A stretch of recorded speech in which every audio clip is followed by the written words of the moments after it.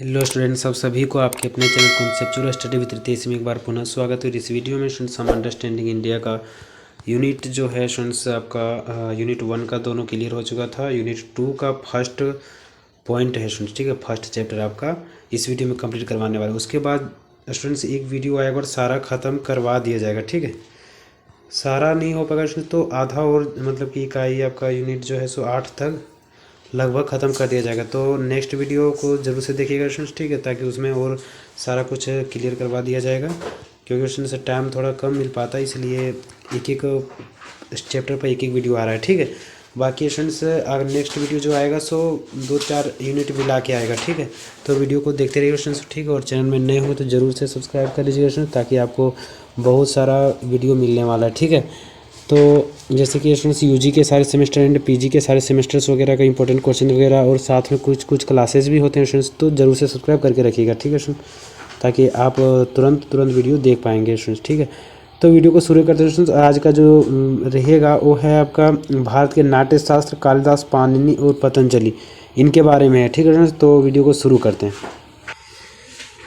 Finally इस PDF में आ चुके हैं स्टूडेंट्स।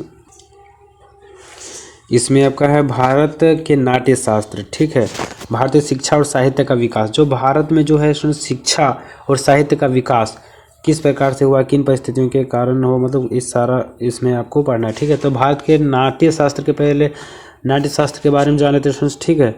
तो जानते हैं, ठीक है। नाटकों के संबंध में शास्त्रीय जानकारी को नाट्य शास्त्र कहते हैं। शास्त्रीय जानकारी को क्या कहते हैं? नाट्य शास्त्र कहते हैं, ठीक है। इस जानकारी का सबसे पुराना ग्रंथ भी नाट्य शास्त्र के नाम से जाना जाता है, जिसके रचयिता भरत मुनि थे। भरत मुनि का जीवन काल 400 ईसा पूर्व से 200 ईसा पूर्व के मध्य किसी समय माना जाता है, ठीक है। तो इनका पहले आधार कार्ड वगैरह तो चलता नहीं था कि जिस तरह से मतलब आज हम लोग का चल रहा है, ठीक है। तो हम लोग कैसे जान पाएंगे कि इनका जन्म कब हुआ था? तो कुछ जानकारियों से ये पता चला कि 400 ईसा पूर्व से 200 ईसा पूर्व के बीच में या 100 ईसा पूर्व के बीच मध्य में इनका ये रहे थे, ठीक है। तो और इनके बारे में क्या खास चीज़ें हैं कि शास्त्रीय जानकारी को नाट्य शास्त्र कहते हैं, एक क्वेश्चन हो गया आपका यहाँ। फिर पुराना ग्रंथ भी नाट्य शास्त्र के नाम से जाना जाता है, जिसके रचयिता भरत मुनि थे, ठीक है।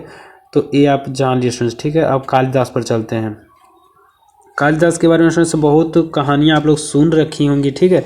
प्रति किंवदंतियाँ हैं, यानी कि कहानी है, ठीक है। तो इस कहानी के बारे में कुछ आपको बता देते हैं, बहुत ही बढ़िया लगने वाला है, ठीक है। तो शुरू करते हैं, ठीक है। कथाओं और किंवदंतियों के अनुसार कालिदास शारीरिक रूप से बहुत सुंदर थे, यानी कि कहा गया है कि वो बहुत सुंदर थे, ठीक है। विक्रमादित्य के दरबार के नवरत्नों में से एक थे। कहा जाता है कि प्रारंभिक जीवन में कालिद अनपढ़ और मूर्ख थे। कहा जाता है कि जो बचपन में थे बहुत ही मूर्ख थे, ठीक है।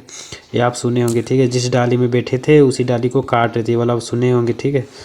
तो आगे देखते हैं क्या क्या है, ठीक है, इनके कहानी के बारे में। ये आपको अगर आएगा तो लिख देना है, ठीक है। कालिदास का विवाह विद्योतमा नाम की राजकुमारी से हुआ। ऐसा कहा जाता है कि विद्योतमा ने प्रतिज्ञा की थी कि जो कोई उसे शास्त्रार्थ से हमें हरा देगा वह उसी के साथ विवाह करेगी।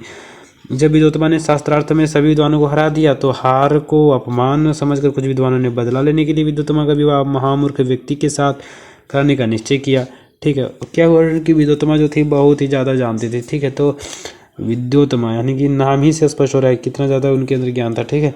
तो सारे लोगों को हरा दी, तो सारे लोग जो हार गए वो ये उनके मन में कसर था कि इनका सबसे मूर्ख आदमी से करवाएंगे इनका शादी, ठीक है। चलते चलते उन्हें एक वृक्ष दिखाई दिया जहाँ पर एक व्यक्ति जिस डाल पर बैठा था उसी को काट रहा था, आप सुने होंगे, ठीक है। उन्होंने सोचा कि इससे बड़ा मूर्ख तो कोई मिलेगा ही नहीं, ठीक है। ये क्या कर रहे थे कालिदास की जिस डाली पर बैठे हुए थे उसी डाली को काट रहे थे, ठीक है। गिर जाते तो मतलब दोनों गए, ठीक है। उन्होंने उसे राजकुमारी से विवाह का प्रलोभन देकर नीचे उतारा और मौन धारण कर लो और जो हम कहेंगे बस वही करना, ये सब सिखा दी उनको, ठीक है। उन लोगों ने स्वांग भेष बनाकर विद्योतमा के सामने प्रस्तुत किया कि हमारे गुरु आपसे शास्त्रार्थ करने के लिए आए हैं, परंतु अभी मौन व्रती हैं, इसलिए हाथों के संकेत से उत्तर देंगे। इनके संकेतों को समझकर हम वाणी में आपको उसका उत्तर देंगे, ठीक है। तो एक बोले कि जो कालिदास जी हैं, जो मूर्ख माने कि भाव बोला गया है, तो वो जो है सो बोलेंगे नहीं मुँह से, ठीक है, मौन धारण करेंगे और सिर्फ संकेतों से उत्तर देंगे, ठीक है। तो ये विद्योतमा को बता देते हैं वो लोग जो थे उनको लाए थे, ठीक है। शास्त्रार्थ प्रारंभ हुआ। विद्योतमा मौन शब्दावली में गूढ़ प्रश्न पूछती थी, जिसे कालिदास अपनी बुद्धि से मौन संकेतों से ही जवाब दे देते थे। प्रथम प्रश्न के रूप में विद्वत्मा ने संकेत से एक उंगली दिखाई कि ब्रह्म एक है, ठीक है, परंतु कालिदास ने समझा कि ये राजकुमारी मेरी आंख फोड़ना चाहती है। क्रोध में उन्होंने 2 अंगुलियों का संकेत इस भाव से किया कि तू मेरी एक आंख फोड़ेगी तो मैं तेरी दोनों आंख फोड़ दूंगा, ठीक है। लेकिन कपटियों ने उनके संकेत को कुछ इस तरह समझाया कि आप कह रही हैं कि ब्रह्म एक है, लेकिन हमारे गुरु कहना चाह रहे हैं कि उस एक ब्रह्म को सिद्ध करने के लिए दूसरे जगत की सहायता लेनी होती है, ठीक है। वो जो उनके साथ गए थे वो समझाए इनको, ठीक है। अकेला ब्रह्म स्वयं को सिद्ध नहीं कर सकता। राजकुमारी ने दूसरे प्रश्न के रूप में खुला हाथ दिखाया कि तत्व 5 हैं। तो कालिदास को लगा कि यह थप्पड़ मारने का धमकी दे रही है। उसके जवाब में कालिदास ने घूंसा दिखाया कि तू यदि मुझे गाल पर थप्पड़ मारेगी तो मैं घूंसा मार कर तेरा चेहरा बिगाड़ दूंगा, ठीक है। तो ये आप लोग समझ पा रहे हैं, ठीक है। कपटियों ने समझाया कि गुरु कहना चाह रहे हैं कि भले ही आप कह रही हो कि 5 तत्व अलग अलग है, पृथ्वी, जल, आकाश, वायु एवं अग्नि, परंतु यह तत्व पृथक पृथक रूप में कोई विशिष्ट कार्य संपन्न नहीं कर सकते, अपितु आपस में मिलकर, यानी कि ये मुट्ठी दिखा, ठीक है, तो मिलकर यानी कि किसी चीज़ को मिलना होता है तो मुट्ठी नहीं दिखाते हैं, दिखाते ना। तो ये समझाए जो कपटी लोग थे उनके साथ, वो बताए कि सारा कुछ मिलकर ये संसार चलता है, ठीक है, परंतु यह तो पृथक पृथक रूप में कोई विशिष्ट कार्य संपन्न नहीं कर सकते, अपितु आपस में मिलकर एक होकर उत्तम मनुष्य शरीर का रूप ले लेते हैं, जो कि ईश्वर की सर्वश्रेष्ठ कृति है, ठीक है। इस प्रकार प्रश्नोत्तर से अंत में विद्वत्मा अपनी हार स्वीकार कर लेती है। फिर शर्त के अनुसार कालिदास और विद्वत्मा का विवाह होता है। विवाह के पश्चात कालिदास विद्वत्मा को लेकर अपनी कुटिया में आ जाते हैं और प्रथम रात्रि को ही जब दोनों एक साथ होते हैं तो उसी समय ऊंट का स्वर सुनाई देता है। विद्वत्मा संस्कृत में पूछती है कि में तत्, परंतु कालिदास संस्कृत जानते नहीं थे, ठीक है, इसलिए उनके मुंह से निकल गया उट्र। उस समय विद्वत्मा को पता चल जाता है कि कालिदास अनपढ़ है। उसने कालिदास को धिक्कारा और यह कहकर घर से निकाल दिया कि सच्चे विद्वान बने बिना घर वापस नहीं आना। कालिदास ने सच्चे मन से काली देवी की आराधना की और उनके आशीर्वाद से वे ज्ञानी और धनवान बन गए। ज्ञान प्राप्ति के बाद जब वे घर लौटे तो उन्होंने दरवाजा खटखटा कर कहा, कपाटम उद्याट्य सुंदरी, दरवाजा खोलो सुंदरी। विद्वत्मा ने चकित होकर कहा, अस्ति कच्चिद वाग्विशेष, कोई विद्वान लगता है। वो सोचे, ठीक है, इतना पढ़ के आए, ठीक है। तो इनका कहानी और भी आप पढ़ सकते हैं, और भी कहानी है, ठीक है, लेकिन हम उतना ज़्यादा लंबा करेंगे तो ये 5 घंटा हो जाएगा, ठीक है, तो इसीलिए हम जल्दी ख़त्म कर दिए। वो आपको लिखना है उतना ही, ठीक है। अगर पूछा जाएगा तो क्या किंवदंती है, ठीक है। छोटी छोटी कुल लगभग 40 रचनाएं इनकी, जिन्हें अलग अलग विद्वानों ने कालिदास द्वारा रचित सिद्ध करने का प्रयास किया है, ठीक है। इनमें से मात्र 7 ही ऐसी चीज़ हैं जो निर्विवाद रूप से कालिदास कृत मानी जाती हैं। 3 नाटक रूपक अभिज्ञान शाकुंतलम, विक्रमोर्वशीयम और मालविकाग्निमित्रम, 2 महाकाव्य रघुवंशम और कुमार संभवम, ठीक है, और 2 खंड काव्य मेघदूतम और ऋतु संहार। इनमें भी ऋतु संहार को प्रोफेसर कीट संदेह के साथ कालिदास की रचना स्वीकार करते हैं, ठीक है। तो ये आपका रचनाएं होंगे इनका। फिर गाथाएं कुछ है, ठीक है। कालिदास और दंडी में कौन श्रेष्ठ कवि थे, इस सवाल को दोनों माता सरस्वती के सामने रखा। सरस्वती ने जवाब दिया दंडी। दुखी कालिदास ने पूछा, तो माँ मैं कुछ भी नहीं। माता ने जवाब दिया, तो मैं हम, यानी तुम और मैं दोनों एक जैसे हैं। देखिए स्टूडेंट्स, क्या होता है जानते हैं, एक दंडी है, एक कवि है कालिदास है, ठीक है। सरस्वती माता से जाकर पूछते हैं दोनों लोग कि दोनों में से कौन श्रेष्ठ कवि है, ठीक है। तो सरस्वती माता बोलती हैं कि दंडी श्रेष्ठ है। तो कालिदास को निराशा होती, वो पूछते हैं कि तो क्या मैं नहीं हूँ। तो माता सरस्वती जी बोलती हैं, तुम्हें वाहम, यानी कि तुम्हें वाहम, यानी कि तुम और हम एक जैसे हैं, ठीक है। सरस्वती माता के समान कालिदास को बोला गया, ठीक है। अब अगला चलते हैं पाणिनि के बारे में, ठीक है। पाणिनि के बारे में, ठीक है। तो पाणिनि का जन्म सलातुर नामक ग्राम में हुआ था, जहाँ काबुल नदी सिंधु में मिली है। उस संगम में कुछ मील दूर यह गाँव था। गांधार वगैरह जहाँ रिवर्सन, ठीक है, तो वहीं पर, ठीक है। उसे अब लाहौर कहते हैं। लाहौर होते होते लाहौर हो गया, पता नहीं अब, ठीक है। अपने जन्म स्थान के अनुसार पाणिनि सालातुर्य भी कहे गए हैं। इनका नाम क्या था, सलातुर। सलातुर नाम ग्राम में रहते थे, ठीक है। तो सलातुरी भी कहे गए हैं, जैसे कि हिंदुस्तान में हिंदुस्तानी, ठीक है। और अष्टाध्यायी में स्वयं उन्होंने इस नाम का उल्लेख किया। चीनी यात्री युवांचवा उत्तर पश्चिम से आते समय सालातुर गांव में गए थे। पाणिनि के गुरु का नाम उपवर्ष, पिता का नाम पाणिन और माता का नाम दाक्षी था। ये सब याद रखना है, ठीक है। पाणिनि जब बड़े हुए तो उन्होंने व्याकरण शास्त्र का गहरा अध्ययन किया। पाणिनि से पहले शब्द विद्या के अनेक आचार्य हो चुके थे। उनके ग्रंथों को पढ़कर उनके परस्पर भेदों को देखकर पाणिनि के मन में यह विचार आया कि उन्हें व्याकरण शास्त्र को व्यवस्थित करना चाहिए। पहले तो पाणिनि से पूर्व वैदिक संहिताओं, शाखाओं, ब्राह्मण, आरण्यक, उपनिषद आदि का जो विस्तार हो चुका था, उसे वांग्य से उन्होंने अपने लिए शब्द सामग्री ली, जिसका उन्होंने अष्टाध्यायी में उपयोग किया। दूसरे निरुक्त और व्याकरण की जो सामग्री पहले से थी, उसका उन्होंने संग्रह और सूक्ष्म अध्ययन किया।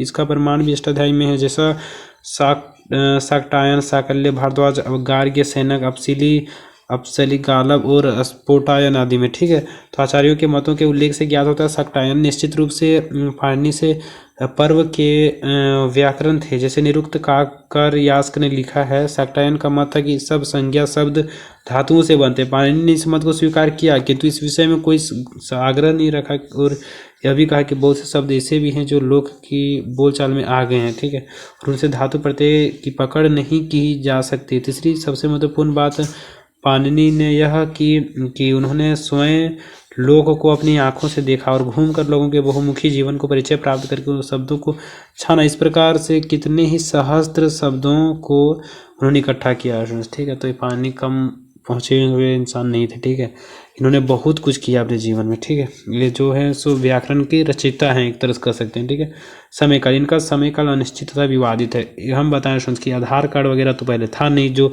किन्हीं का पता चलेगा। ठीक है, कब इनका जीवन हुआ, कब इनकी मृत्यु हुई। ठीक है, तो ये विवादित है और अनिश्चित है। इतना तय है कि 6ठी सदी ईसा पूर्व के बाद और 4ठी सदी ईसा पूर्व के पहले की अवधि में इनका अस्तित्व रहा होगा। ऐसा माना जाता है कि जन्म पंजाब पाकिस्तान के सालातुला में हुआ था, जो आधुनिक पेशावर पाकिस्तान के करीब है। इनका जीवन काल 520 से 460 ईसा पूर्व माना जाता है। ठीक है, समय काल था इनका। वो कुछ कृतियाँ अष्टाध्यायी हो गया, फिर धातु पाठ, गण पाठ, 79 सूत्र, लिंगानुशासन।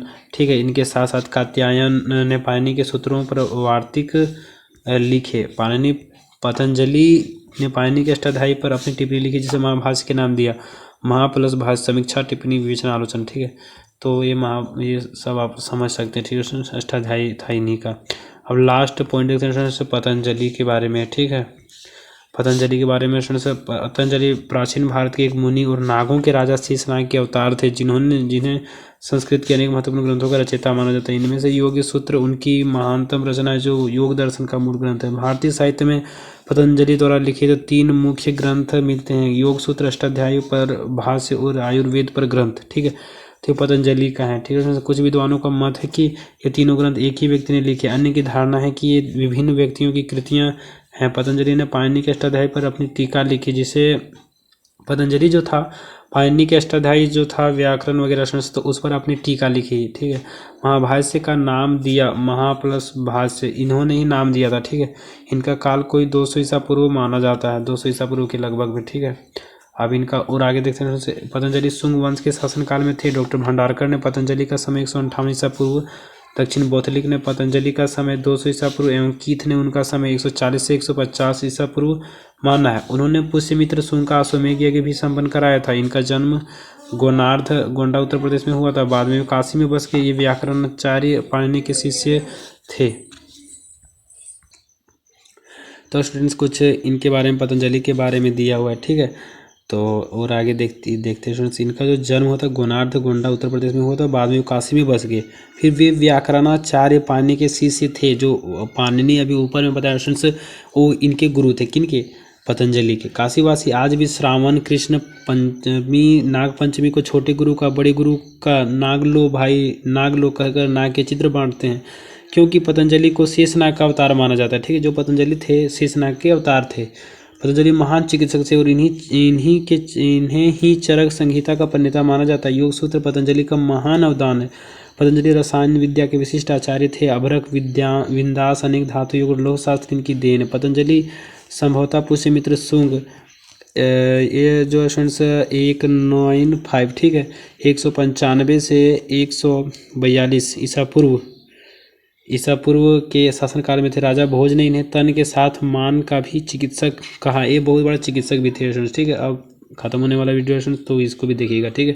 और लास्ट में कुछ हम बताते हैं स्टूडेंट्स, ठीक है, तो आप सुनिएगा। पतंजलि के समय निर्धारण के संबंध में पुष्यमित्र कर्ण के संस्थापक ब्राह्मण राजा के अश्वमेध यज्ञों की घटना को लिया जा सकता है। यह घटना ईसा पूर्व 2य शताब्दी की है। इसके अनुसार महाभारत की रचना का काल ईसा पूर्व 2य शताब्दी का मध्यकाल अथवा 150 ईसा पूर्व माना जा सकता है। पतंजलि की एकमात्र रचना महाभाष्य है जो उनकी कीर्ति को अमर बनाने के लिए पर्याप्त है। दर्शन शास्त्र में शंकराचार्य को जो स्थान शारीरिक भाष्य के कारण प्राप्त है, वही स्थान पतंजलि को महाभाष्य के कारण व्याकरण शास्त्र में प्राप्त है। पतंजलि ने इस ग्रंथ की रचना कर पाणिनि के व्याकरण की प्रामाणिकता पर अंतिम मुहर लगा दी है, ठीक है। तो ये आपको जान लेना, ठीक है। इनके बारे में क्वेश्चन आ जाएगा तो आपको लिखना पड़ेगा, ठीक है। ये सिलेबस में दिया है तो आने का चांस है, ठीक है स्टूडेंट्स, ठीक है। तो स्टूडेंट्स ये सारा कुछ क्लियर हो गया और आगे का जो है सो नेक्स्ट वीडियो में आएगा, ठीक है। तो और चैनल को जरूर से सब्सक्राइब करके रखिए स्टूडेंट्स, ताकि आप आगे भी इसका फ़ायदा उठा पाएँ, ठीक है। और यूजी के सारे सेमेस्टर और पीजी के सारे सेमेस्टर में हम आपके साथ रहेंगे स्टूडेंट्स, ठीक है। तो जरूर से सब्सक्राइब करके रखिएगा, ठीक है। और यही बताना, थैंक्स फॉर वॉचिंग। फिर मिलेंगे इंटरेस्टिंग वीडियो के साथ। और जय हिंद, वंदे मातरम।